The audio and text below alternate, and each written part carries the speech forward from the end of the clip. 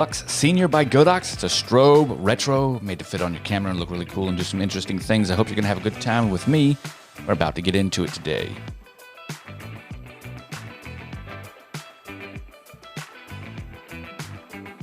All right, friends, here we go. Welcome back to another show. Today we're reviewing this guy right here, the Lux Senior by, well, Godox, nonetheless. We've got it right here in hand, in stock. I've been able to use it. I want to share with you a couple of the really cool things that we've been able to do with it so far. Let's move it over so you can kind of see a little bit of what we've been using in the past. Okay, so Lux Senior and Lux Junior both come with an interesting box setup, just as you would expect, you know, really nice boxes and such like that. Once you open it up, you're going to find just a box. The strobe will be in there. The hot shoe holder does not come with it, that little hot shoe stand. But it'd be nice if it did, I guess. And then on the outside, we get a package. We get some stuff. We get a book. We get some cables. And that's that. We're going to go ahead and take both of those out of here and get ready to check out this flash. Okay, so when we think about the flash, the first question is like, who's it for? And what camera does it go on? And what's the best way to use it and stuff like that. And the reality is this is a modern digital flash. And this has something a little bit different than the Lux Junior right here. And this is that this flash particularly opens up and unfolds to reveal a beauty dish, which is really, really quite cool. Okay. I can't say much more about it than that. It's just really, really neat that it does that. Okay. The bulb pops out, and we actually have a xenon flash, which is an exposed coil flash, which is like a design they use on their AD200 and their AD200 Pro strobes that I use often. This is a bare bulb, which means, as I'm going to show you later, there's some really interesting things that you can do with this. But let's go ahead and take it over here to the detail camera so we can get that walk around. As we're looking at it from the front, this is how your flash looks when it first arrives. Okay, really nice. We've got that wheel on the back. You know the one that we're talking about. The wheel right here is going to help you set all of your settings and things like that. It shares that wheel in common, as you can see, with the Godox Lux Junior. Okay, and as we look around, we notice that wheel, we're going to set this up, this guide, we're going to set it up using distance in meters to our subject, as well as the ISO that we're using. So we're going to set our distance and our ISO, and then we're going to read whatever it says. So that's how that works. We'll look at that a little bit later. When we move over to the side, we've got this side right here. There's not really much going on. The back, you can see it's just a nice rubberized coating. And on this side right here, you actually see that we've got some additional inputs and things like that. That's because this camera strobe will work with a PC sync port, but it will also work with X-Sync flash when you're dealing with older strobes. As we continue to look right here, we do have a slave function. So it has off-camera slave, fire direct, or fire after the pre-flash, or off. Of course, it does come with a couple of nice little auto and manual, and auto is all the way down and then set to off. And then the light's going to be red because the flash wants to be opened like this. The light needs to be extended by pressing that button, which is, do it this way so you can see. See, it just pops out right there. And then to use the beauty dish, which is the intended way to use the flash, we just open this up. Now this whole strobe right here in this particular arrangement looks really cool, I think. It's got a really neat look. This is totally retro. And this flash right here, it's just a lot of fun. It does have an internal battery, which is really nice. You get about 150 pops on full power. The power settings are 1/1 full power to 1/64, which is a total of 7 different power settings that you have on this flash. And the strobe is a guide number 14. Now, the guide number of the Lux Junior is a guide number 12. And I like these low guide number strobes for a couple of reasons. We'll get into that a little bit later, but one is actually for portraiture, and I got some portraits I'll show you later. Once we look at this guy right here, just one last nice little look around. Very cool. And now that we're on, we can go ahead and just pop. Bingo. Nice and bright. Look at that. So all in all, a really interesting package, 2 completely different sizes that you might use depending on what is what. And you might ask yourself, well, what flash would you use with which camera? And really, this is a strobe that's designed to be used with modern day cameras, just like it would be used with cameras from the 1980s or 70s. If the camera has a flash sync on it, an X-Sync, it will work. If it has a PC port, it will work as well. I personally think that the Lux Junior pairs perfectly with the Fuji X100 series. That neutral density filter that's built in, that leaf shutter, means that this whole thing works together for me very well. None of these strobes have high-speed sync, so having something like a neutral density filter built in is important, as well as that leaf shutter. I'm trying to grab something. I didn't leave you, I promise. Okay. All right, so now we're going to go ahead and take the Lux Senior and check it out over here on, this is a Pentax KX, okay? And as you can see, she's ready to go. We're on manual. I'm going to put it back to just the lowest power. This camera has no batteries, other than batteries, coin cells that would read the match needle, which means that this is a completely mechanical camera. I have no other things connected to this camera. I'm just connected to an X-Sync capable camera. And an X-Sync capable camera is one that has a center firing pin right there. Okay, let me see if I can make you see it easier. It's got a centering firing pin right here. Okay, so that pin right here, that's the X-Sync. Right, so if your camera has an X-Sync center firing pin, you should be able to fire with this strobe without any problem if you're using a vintage camera. If for some reason you're getting any kind of malfunctions or whatnot, you can use a little piece of paper, a little Post-it note just to cover that, and you'll be good to go. And you see it works. So here we are. Boom. There's nothing making this camera work other than that X-Sync connection. So the flash works with this camera right out of the box, and it will work with your Olympus RCs, RDs. It'll work with your Minoltas if it has any kind of an X-Sync center firing pin on the hot shoe, strobe shoe, the hot shoe, it'll work fine. If it does not, this strobe comes with a PC sync cable that you would connect from here, in this instance, to right here on the camera. So it comes with the cable so that you can use this strobe with your retro cameras. I just think that's absolutely awesome. And to give you a little kind of a closer look, this is how it looks. Check it out. All right, so as we're looking at that, I think it's time to actually talk about this strobe and take it over to, well, Lightroom. All right, so we're over here in Lightroom right now, and these images have not had any adjustments to them. I just brought them into Lightroom. If you see a date pop up, we haven't used this Fujifilm X-T2. They were taken on the X-T2, and I have not used this camera in a little while, so the date is actually wrong. It says 2016, but it's not. It's today. What I want to show you is the flash coverage, and we're going to look right here, and we're just going to take a look at some of them. I guess a good thing to do, first of all, would actually be to show you this is the environment. Here's the X-T2. You can see that I'm photographing with right here. Here's the Lux Senior. While we're photographing, I want you to realize whether or not the beauty dish is open, because there's some really interesting lighting effects you can get without using the beauty dish. And I want to share with you, I want you to remember Godox shipped this strobe, right, with a bare bulb flash, which means you get way more coverage, all around coverage, like for the entire room when you don't use the beauty dish. That's going to give you a softer light. It's going to be a suggestion that I make when you're indoors. When you're outdoors, you definitely need the focus of the beauty dish on a bright day, right? Or even at nighttime. Using the beauty dish at nighttime or in dark locations will cause that on-camera flash associated with Polaroids and cameras from the 1980s and 90s. But because Godox included this amazing, I can't believe they included this bare bulb xenon flash. This is great. That produces a very wide dispersive light, and you'll get to see that here. So that's what we're talking about. All right, back over to the picture. So notice, like I said, the beauty dish is not opened here.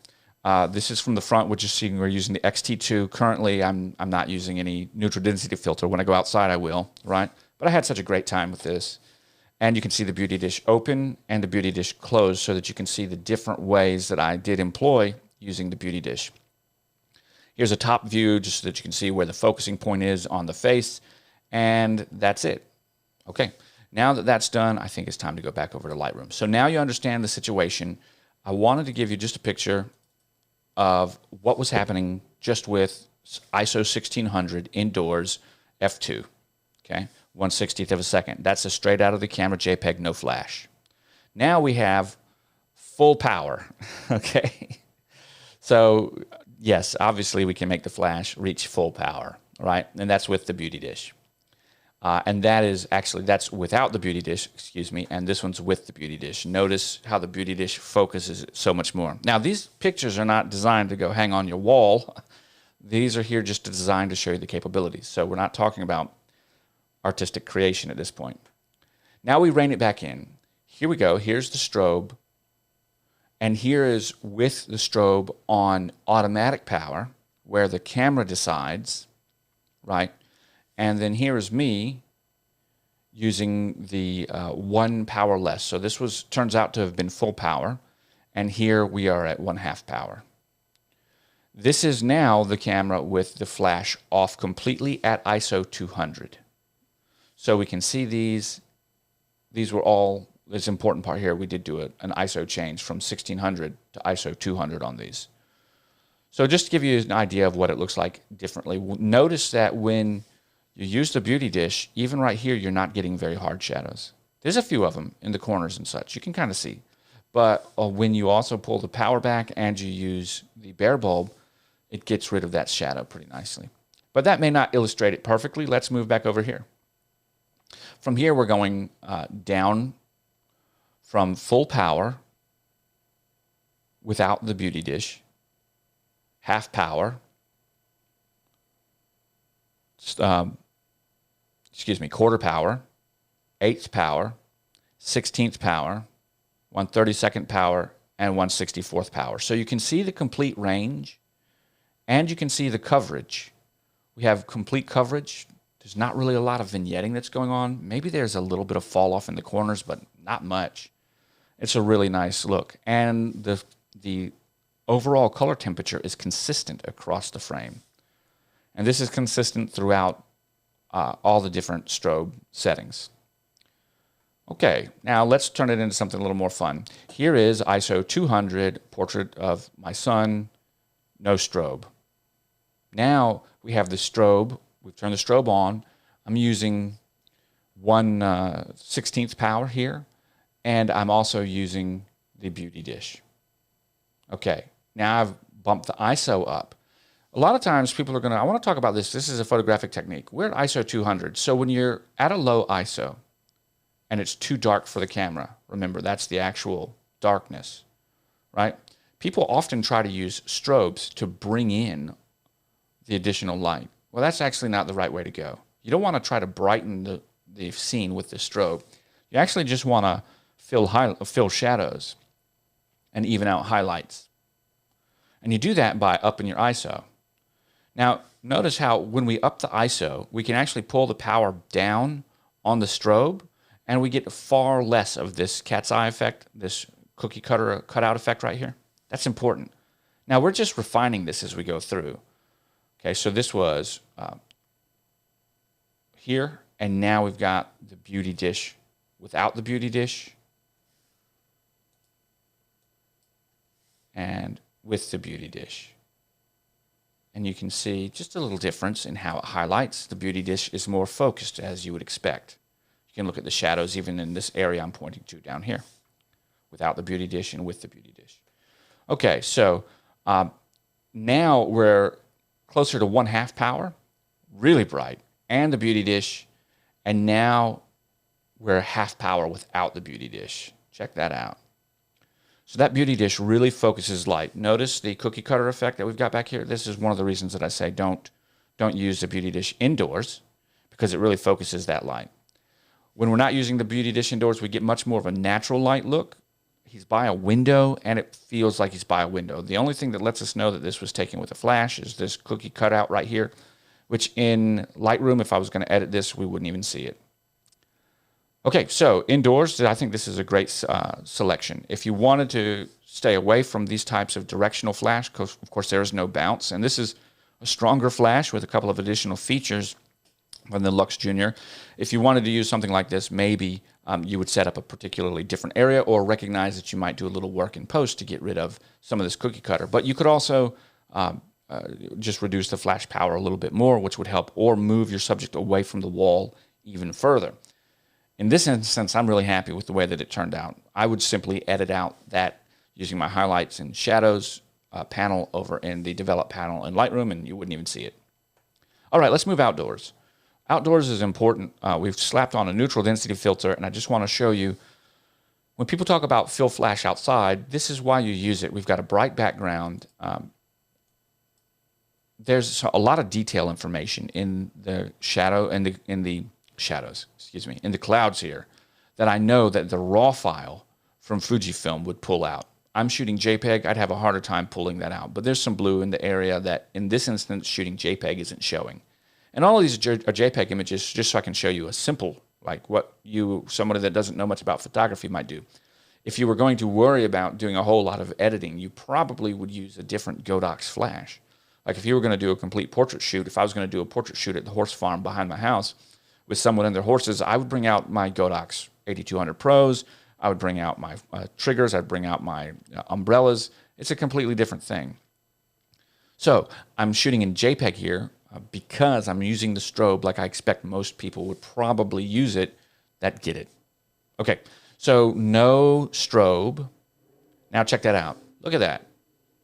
That's beautiful. And this is with the beauty dish facing forwards. Look at that. Really brings out the detail. We can really see. Sharpens the image. Not that it actually sharpens the image, but it allows us to see more detail, which has an apparent clarity boost. Okay? This was not improperly exposed here. It was metered to have a balanced exposure from the background to the foreground. Metered manually by me. Here we go. We add flash. Okay, there we go. We've got another one that we'll take right here. We've changed location so we can kind of now balance this brighter flash with a brighter area in order to have even more of a balance than the previous one. Notice how we're kind of in some shadows down here, and he's bright. That's indicative. That's to someone that knows a lot about strobes. Well, you would see that that's a strobe, and you would recognize that. So using this nice Godox Lux Senior, we're able to balance the brightness of the out of focus and background areas with my sun right here, and it looks really great. This is nice. Remember, these are unedited, right? They're just straight out of the camera like you might use. So if you were going to post this to social media because you were doing some kind of vlog or food blog and you were traveling around and doing stuff and you wanted to share with your people your adventures you were on, this flash is perfect for that. As we continue, notice I'm just getting some different poses so that you can see consistency from shot to shot. Now here I noticed one of the clouds moved and some sun came in and the strobe plus that bright sun started burning the image, right? Because it's really bright right here, there, and on his arms. Easy. Move to another location. Now check this out. I put him up against a tree so that we could see fall off of light on the tree and see if we could find any hard shadows, because that's what we want to avoid, right? Using the beauty dish outdoors in this location, no flash, flash, look at that. No flash, flash. Look what the Godox Lux Senior is doing here. It's a completely different type of image. If you are an ambient light photographer, that's great. But if you don't have a strobe like this in your arsenal, you're messing up, because it gives you the ability to level all of your brightness across the frame so that you can produce beautiful portraits. Now, you may not want completely level brightness from frame to frame, and that's okay. But a strobe like this is doing something really powerful. All right, coming on back. We saw that, and you understand a little bit about why I like it and what's going on with the strobe.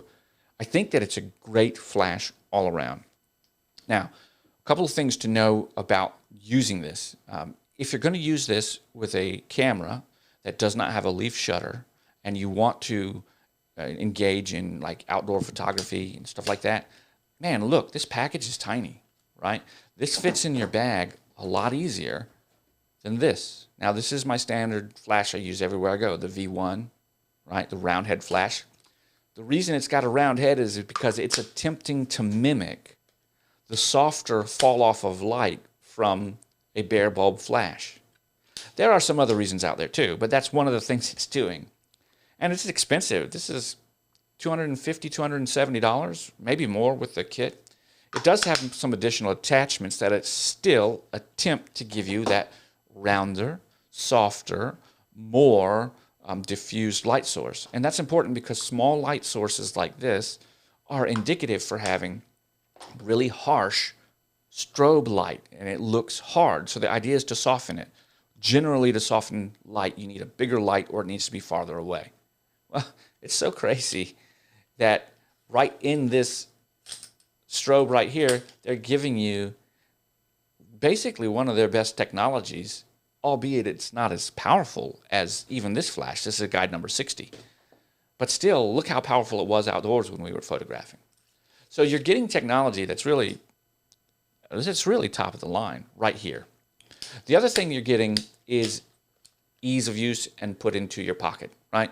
You're also getting the ability to have a guide to help you photograph outdoors, whether it be with film or whether it be on top of the XT2, just by including this little wheel dial. And that is so helpful because it allows you to be able to photograph if you don't know much about flash. And if you want to get away from TTL metering or automatic flash so that you can begin sculpting light differently, well, it can be kind of daunting. But having a nice little guide like this built right into the strobe is kind of awesome. So one final look and my final thoughts as we're opening this up. I think this flash is great. I think it's great because you got two ways to use it. You got this way right here with an onboard beauty dish, which is great for outdoors and bright situations. And then you can close the beauty dish and just use the beautiful barrel bulb strobe. It's going to work great. It's got 7 different power settings from full all the way down to 1/64th power. It's got a great auto setting, also a manual setting with that amazing little dial right there. It packs up small, works wirelessly in Slave 1 and 2 remote camera flash, pre-flash, or direct flash. So you could use this off camera and trigger it with a light signal from another flash to make it go off. It's just a lot of fun and it works really well. I've had a great time using it. Guys, if you like this, you know I share with you these things because I use them, I enjoy them. I think this is more than just a novel retro concept. I think it's a really cool flash. Of course, like I tell you all the time, Godox did send these to me. They did not sponsor this video. I can say whatever I want to say, and I'm sharing this with you because this is something I did use out photographing, and I like it quite a bit. And although I just got this one and this one the other day from them to review, I think they're worth your look. So if you're looking for a small package to go with your X100F, or if you're looking for something a little more beefy to go with a different kind of setup, more like a professional or semi-pro setup where you're not going to go out and do some portraits for somebody, both of these are good choices. If you're going to try to do this for long-term and you want to become a photographer, you should really invest in a nice flash. It doesn't necessarily matter if it's a Godox flash or not. Flash will work. But Godox, they're bringing out the heat hard with all of the technologies that make photographing easy. And their wireless system, their 860 series and their V1 series and things like that, they all work wirelessly together so you can stream multiple strobes, use them all with their 8200 Pros, and use them as controllers as well. These strobes right here, the Lux Junior and Senior, only work in with wireless by light. So they don't have wireless radio frequency. They just simply respond to a flash that already goes off. Guys, I hope that you've enjoyed this. If this was helpful to you, please use some of the Amazon links down below. I want to let you know that I've had a great time. Let's check and see. Are there any comments down below? No comments right now, so we'll catch you guys on the flip side. Bye for now.